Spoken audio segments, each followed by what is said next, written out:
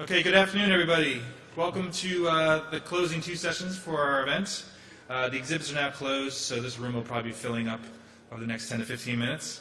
It's my honor to introduce the team from Forbes SportsMoney. Many of you who are not in the New York City area, well, actually, no, Yes is everywhere, so you may know this show. It's a program that takes a look at the sports business, everything from rights to merchandising deals to basically everything. So it's a great show. I've enjoyed it a few times. And we're really glad to have a good relationship with the Yes Network, as Eric Handler and the posse at the Yes Network was able to convince the broadcast team behind this great show to join us. So we have some walk-on music. But let me quickly introduce them. There's Chris Bevilacqua, who many of you know from Bevilacqua Helfant Ventures, co-founder in his previous life. Also Bob Lorenz, who is the host, and Michael Oznanian, who's the executive editor at Forbes. So please welcome. And the music. Cue it.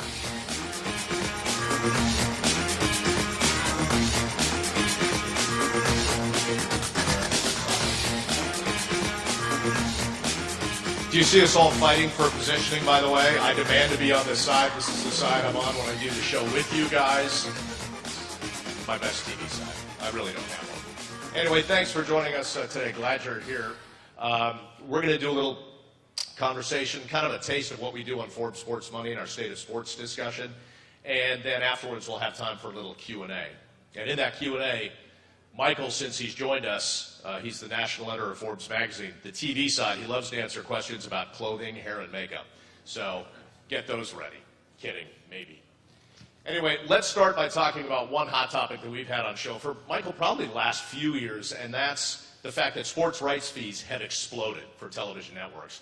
And every time we talk about it on the show, we think, well, that's it, right? They can't go up, and they just keep exploding. But media companies lately, they've seen their stocks take a hit because of some cord cutting. So we finally hit the wall on sports rights fees. No.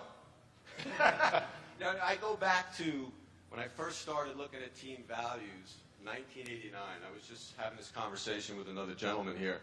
And it was the first time we're putting this list together.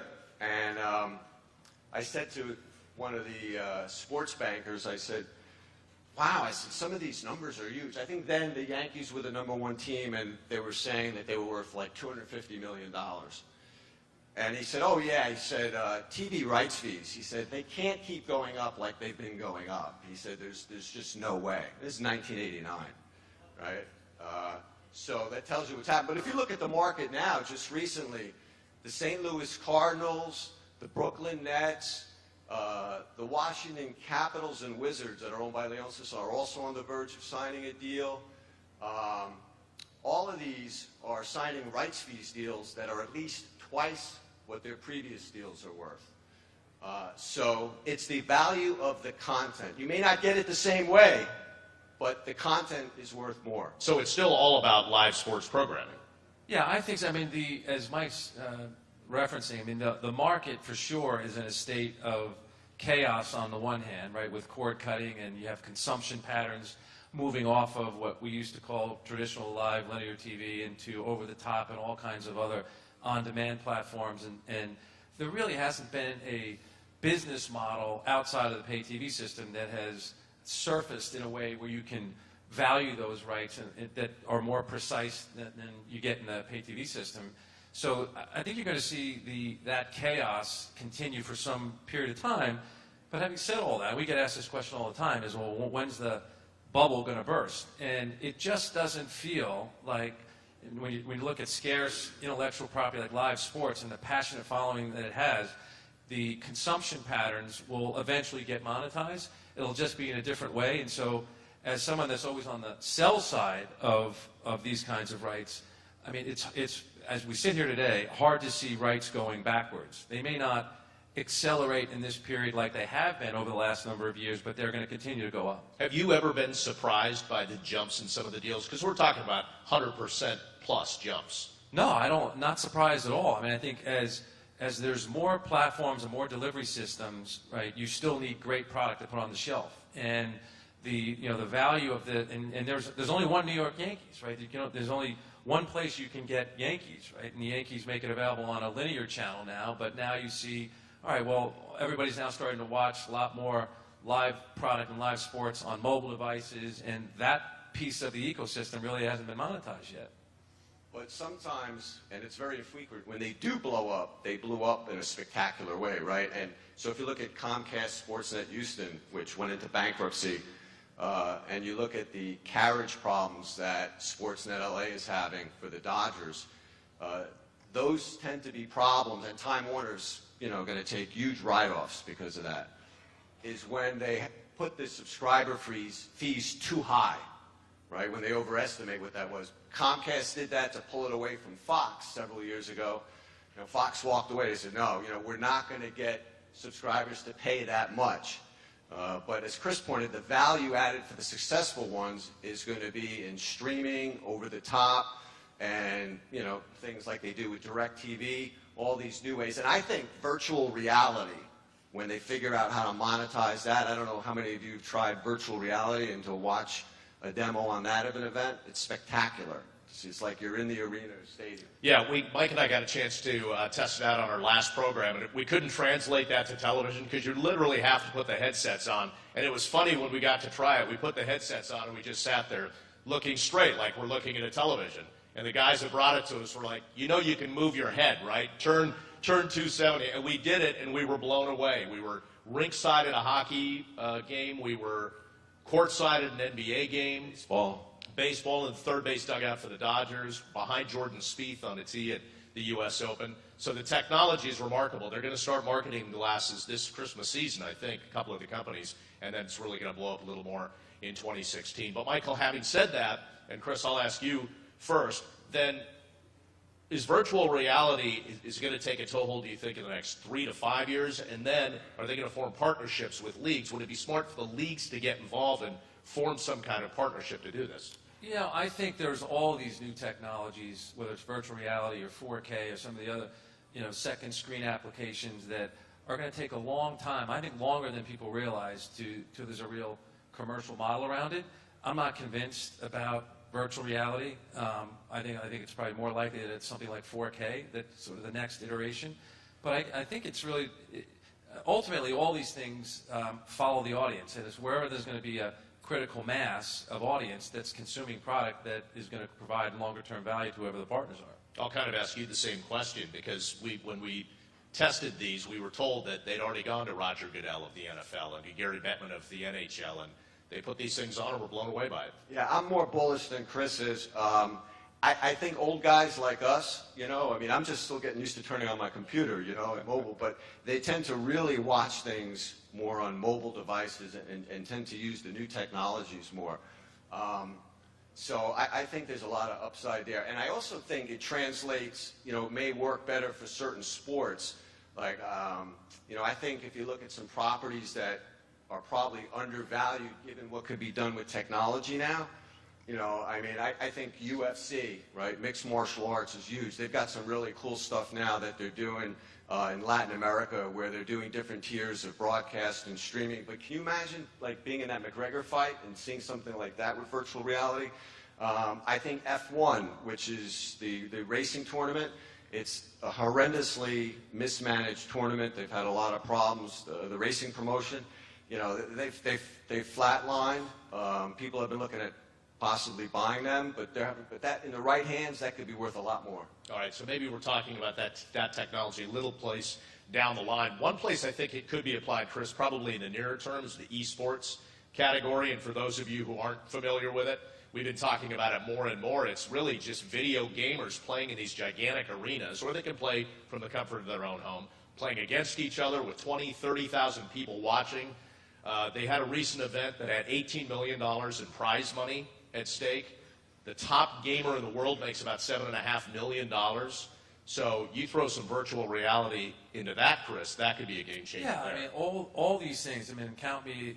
And I'm not an e-gamer, and I have 4 young kids. I can imagine them getting really hooked on that type of product. And you're right. There's now starting to be a critical mass of a very important demo that is playing and consuming this type of content, and there's a real business opportunity. You see everybody, Turner and IMG jumping in, Twitch Twitch getting sold or buying, was it $1 billion acquisition they had. I think that there's definitely some momentum behind the category now. Yeah, Turner's going to have week-long tournaments and then air on Friday nights, the sort of the esport finale for that week. And Michael, as you look at that, you wonder, how do you monetize it then? How do you go after these gamers but get the right money out of it in advertising? I think there's going to be a lot more tournaments, and I think one of the things with virtual reality is that when you can look around, I mean, this is what the NBA is exploring right now, right? Because they're selling TV rights, and those broadcasters want to be able to sell that to sponsors. But with virtual reality, if you're going to put more advertisers on jerseys like they do in European soccer, you're going to give them access to that.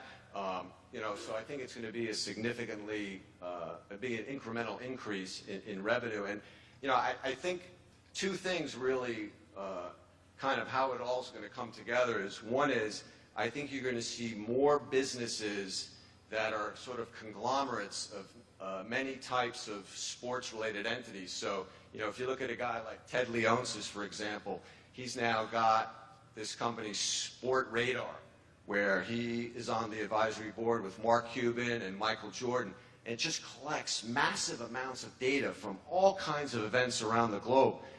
That data then can be used in all kinds of functions to help the Capitals and Wizards in terms of how they prepare for games. They use it to monetize money from sports betting.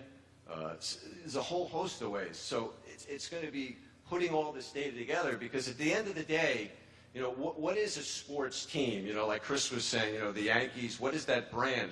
Well, it's really an incredibly large social network that wants information in real time. And that's why I don't think it's been fully monetized yet. Yeah, and what does it tell you, Chris, that you've got people like Robert Kraft investing in it, the owner of the Memphis Grizzlies, that they're buying into this esports? And I got to tell you, by the way, this is funny. When I heard the term esports at first, with sports in there, you'd think it's people sitting around playing Madden or some MLB game, right? Sports, but it's Legion of Doom. It's these other online games that people play.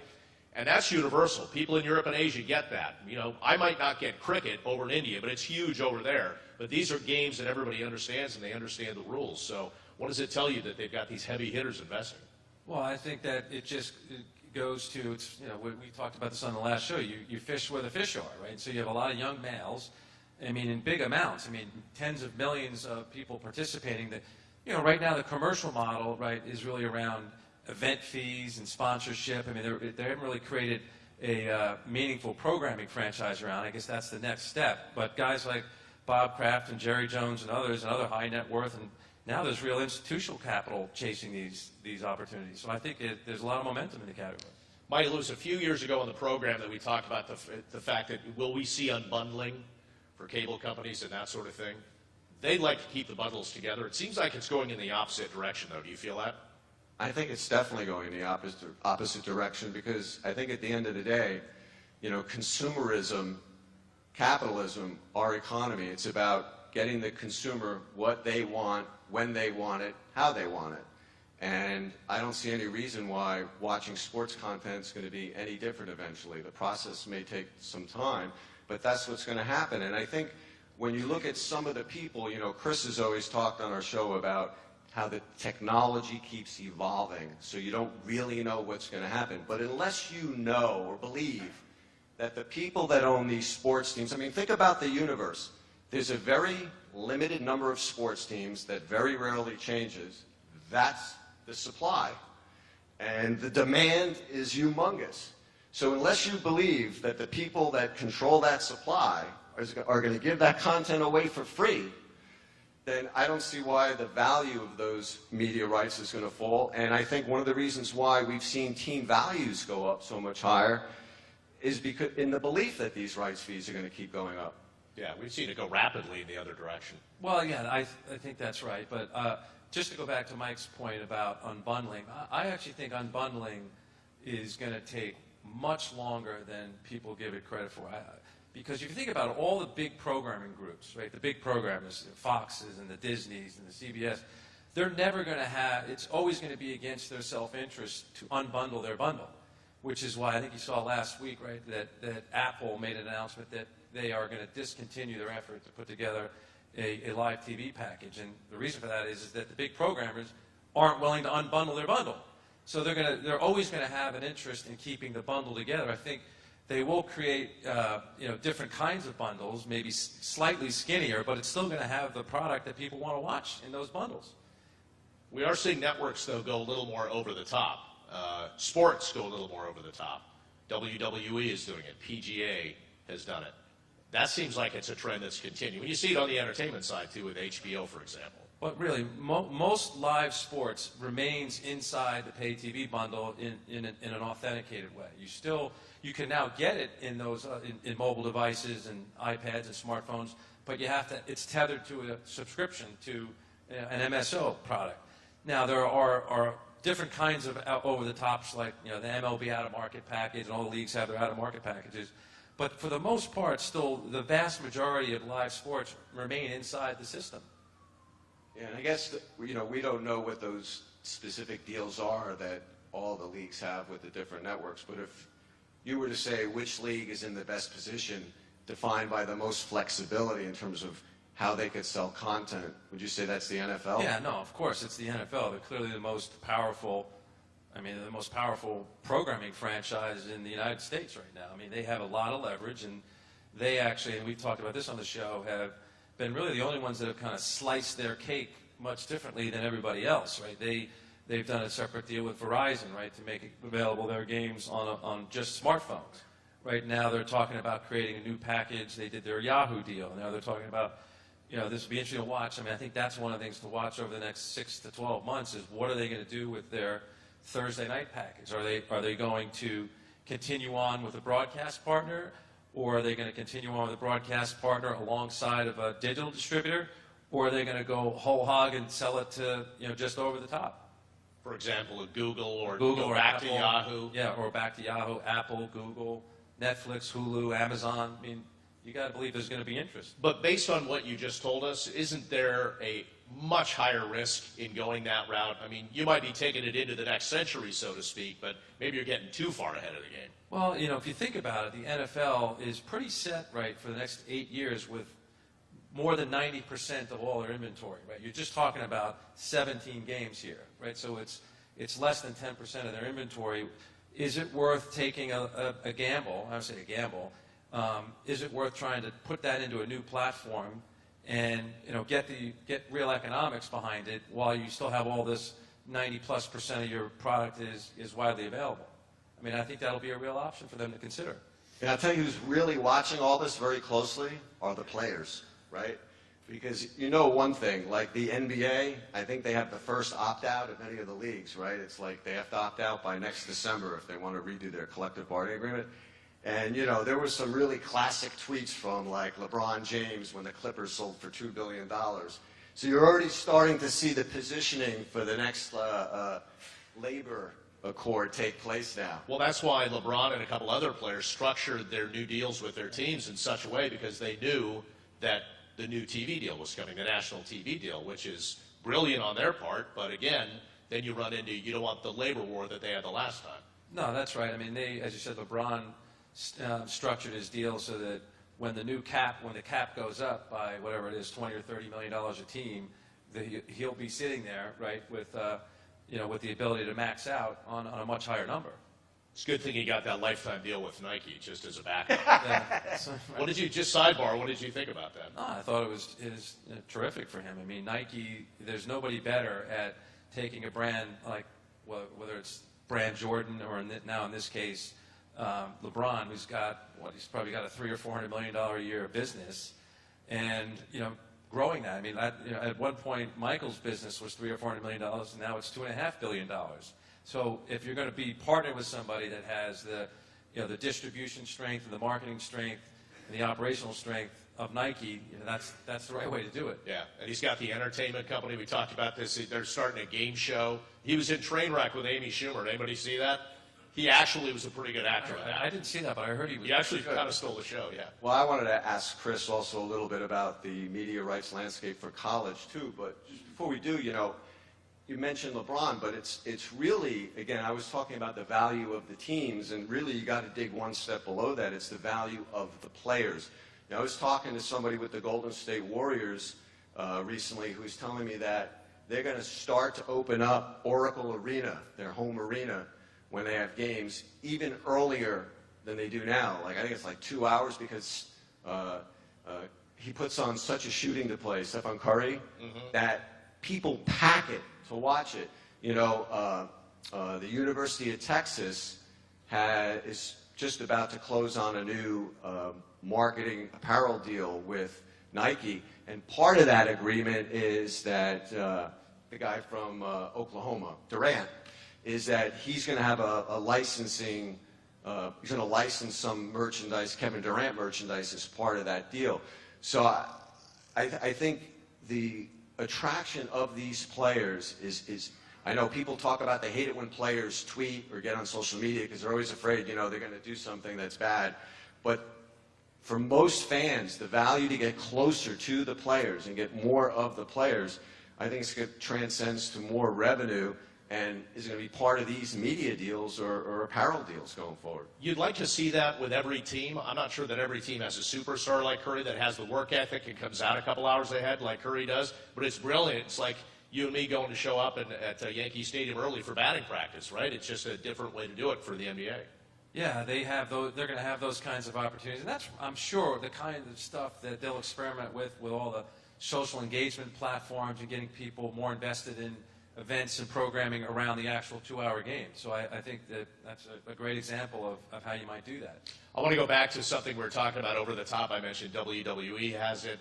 They have their own pay channel that PGA has that. But you wrote an interesting column. I don't know if you follow Michael on Twitter, but it was linked to your Forbes account. And it was new school versus old school. And it was an interesting comparison about the stock is good for WWE, but it's the linear TV versus the new pay structure, and it's paying off for them. Yeah, I mean, it's very interesting. It's like the lower the ratings get for WWE on television, the better the stock's been doing, which is run counter to the other big sports media companies that carry a lot of sports. And what's fascinating about it is because the subscribers for the WWE network has been really growing at a very strong clip. And I think that's a big chunk of their revenue model going forward. And I think that's the real success and what investors like. Yeah, I mean, in that example, I mean, what you're really describing is the WWE, before they did the network, right, they had a pretty healthy pay-per-view business, right? So I think, and they're a public company, so these numbers are all out there, but I think they had roughly an $80 million a year pay-per-view business where they did their monthly pay-per-views and they sold it for $60 a pop. And they decided, you know, and this is when it wasn't popular, right? They decided they were going to disrupt their business because they saw the long-term opportunity in over-the-top and creating a monthly subscriber-based offering and having a more direct relationship with their customer base, to your point earlier, how you then get all kinds of information about who your customers are and you're able to understand why they're buying your product, when they're watching your shows, and what else you can make available to them. That really is hugely valuable. And so they went ahead and they had a bit of a stumble out of the gate, but they've more than replaced the $80 million, where you just did the math on $1.5 million times $10 a month. You could see that's actually a pretty good trade right there.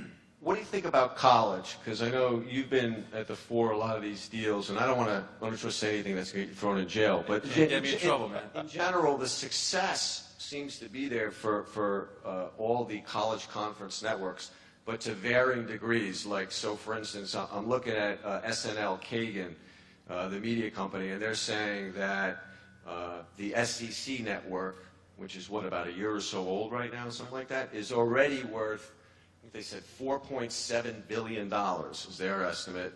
And the Big Ten network, which I know is also incredibly successful, has a lot of great teams, is only worth about $1.6 billion or something like that. Why such a difference? Who's making up these valuations? Are those your valuations? No, I'm stealing them from Kagan.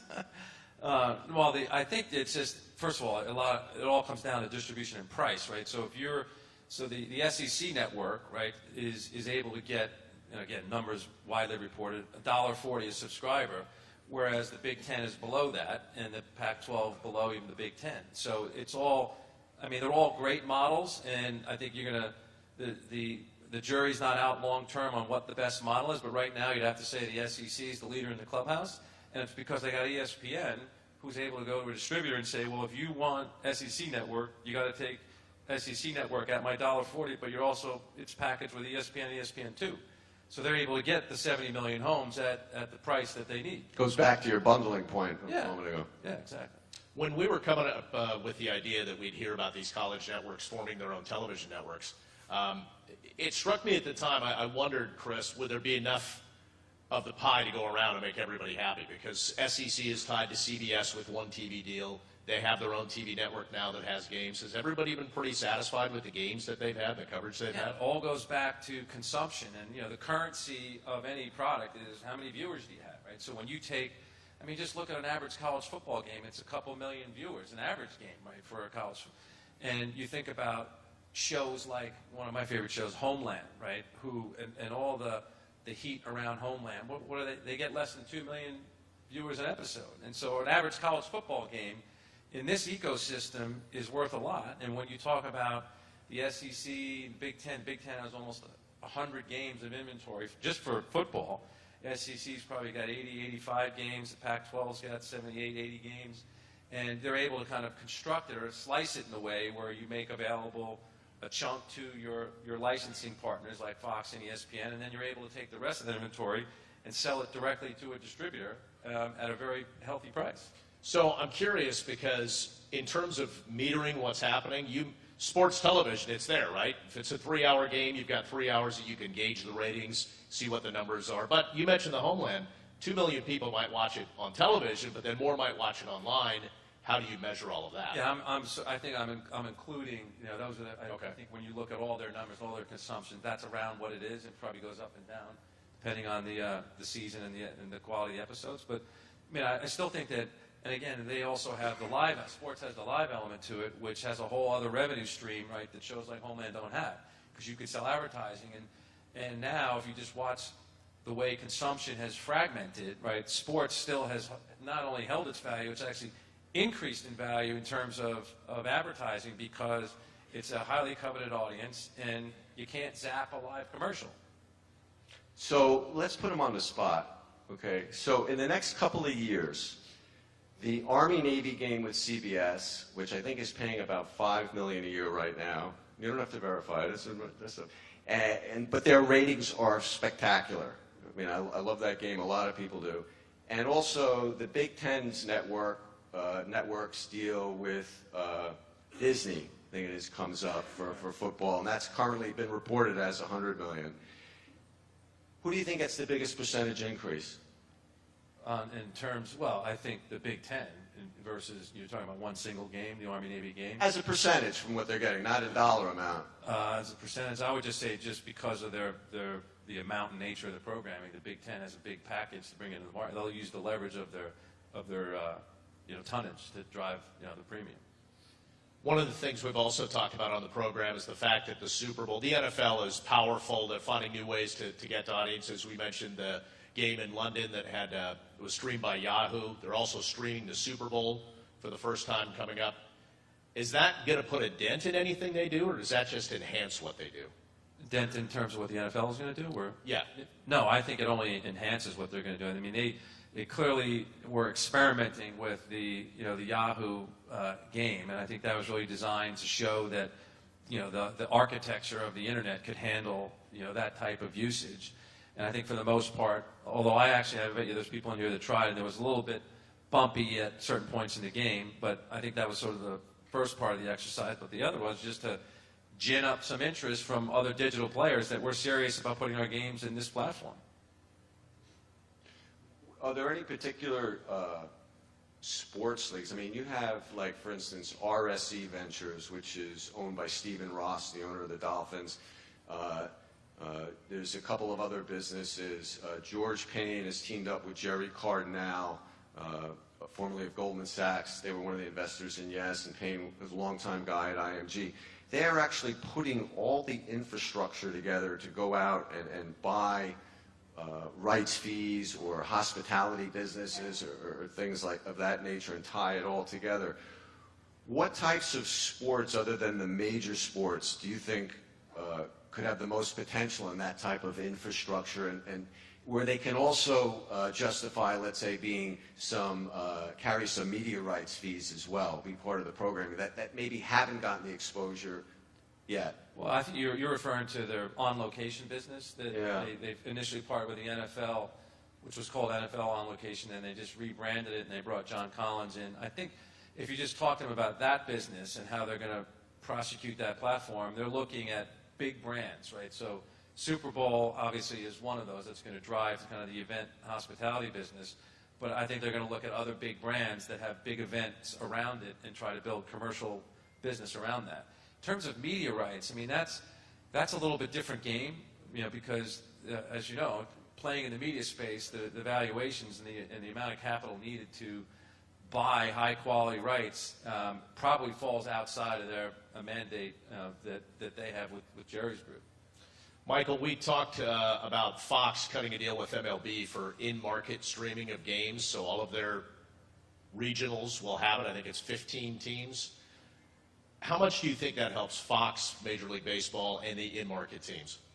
I think it helps a lot, and I mean, I go by this. I remember for years, you know, I'm old enough to remember when you went to watch the NFL, and I could only watch the Giants when they were on the road. You know, I couldn't watch the Giants at home. There was the blackout rule. And, you know, the fear was, well, if we allow people to get the home game, no one's going to come to the games. And that proved to be totally wrong. And then more recently, when Mr. Wirtz owned the Blackhawks, he would not put the Blackhawks on local TV for fear that no one would come to the Blackhawks game. And when he passed away and his son took over the team, he put the games on. And, I mean, the Blackhawks now are one of the most profitable, high-revenue teams in all of hockey. So I guess what I'm saying is a long-winded way of saying I don't think the right type of exposure hurts the brand. I think it helps because I firmly believe that the desire for the content is there. You agree with that? Yeah, I think, and to tie it back to your question about the in-market streaming rights at MLB, which they've now done their first deal with Fox, and that's roughly half the league, 15 teams. And it goes back to what we were saying earlier about you have to fish where the fish are, because a lot of these cord nevers and cord shavers, right, are young males, right, who are moving out of the pay TV system, and they're just watching stuff on their devices. And you have to make your product available in that environment, or otherwise you're going to lose viewers and lose an important segment of viewers, because those are the next generation of people that are buying all these media services, right? And so they've taken a step in that direction, but again, it's tethered to the cable subscription. Right. So if you want those games, you're still going to have to be an authenticated customer. All right, you talked about next generation. I want to ask another question. Anybody a Chicago Cubs fan, by the way, long-suffering Chicago Cubs fan? If you are, they're a lot better team. They just made some big splashes in the free agent and trade markets, and they're talking about possibly starting their own channel, Michael, maybe in 2020. How good a move would that be, given their current state of having these new name free agents and then also a good young core of young players? Well, I think they're in a no-lose situation because, you know, I remember the Seattle Mariners did this several years ago. They used the threat, if you will, of starting their own RSN to get a spectacular increase in the rights fees from the RSN out there. And I see something similar with the Cubs.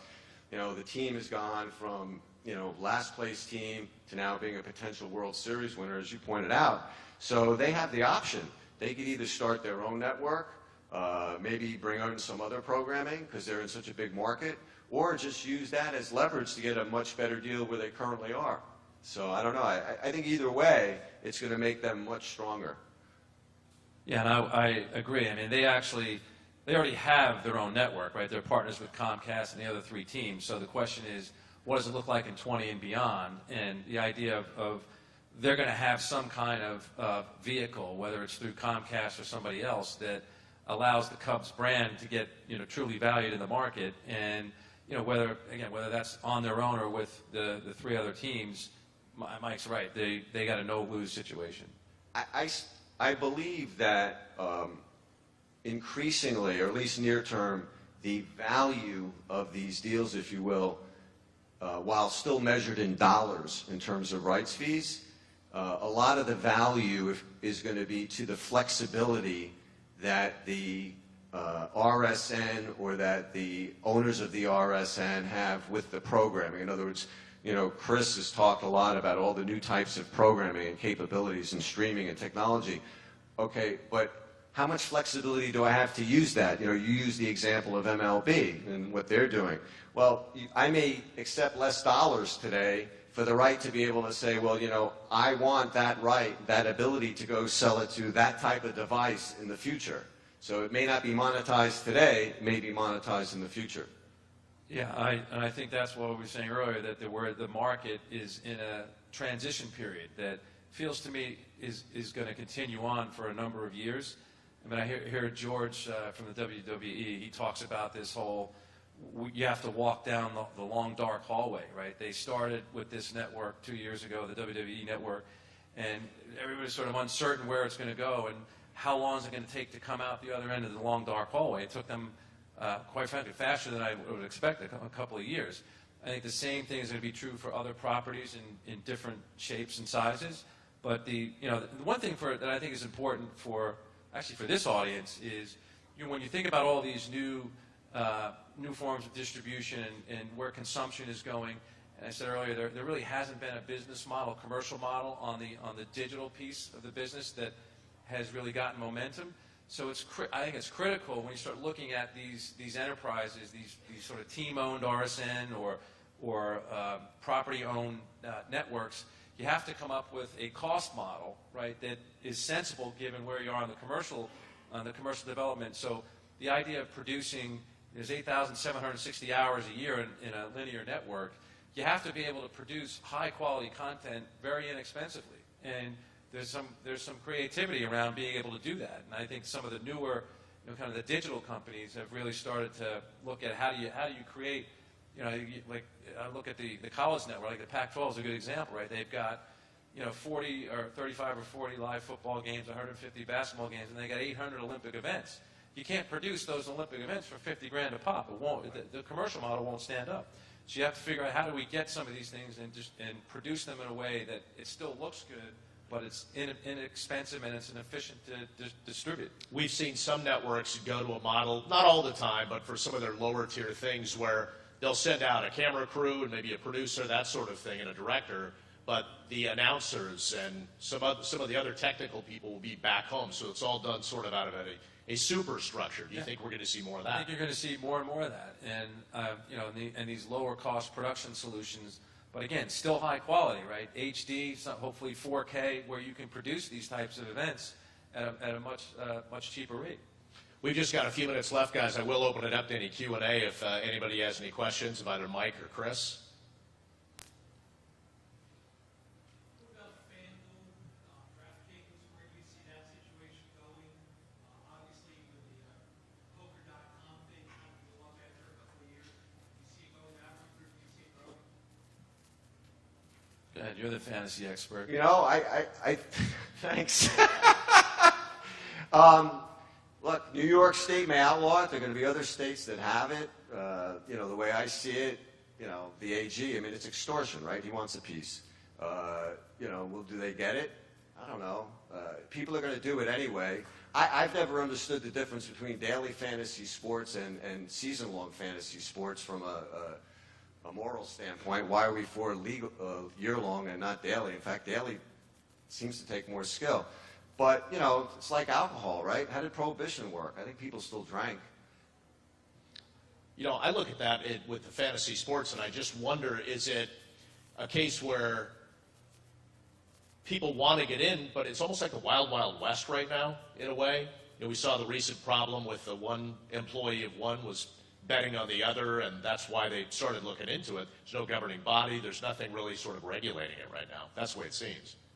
Yeah, I think they're going to go through a period of uncertainty here for a while with a whole slew of litigation. I'm sure that's going to last a while. I mean, I don't have a dog in the fight. I mean, I'm not a gambler, but it seems to me it's gambling, and they want to just say that it's gambling and figure out a way to make it work in a regulated, you know, just kind of not unlike what Adam Silver's been saying about, you know, let's regulate gambling. It seems to me that it's got to get, you know, brought into that conversation. Any other questions?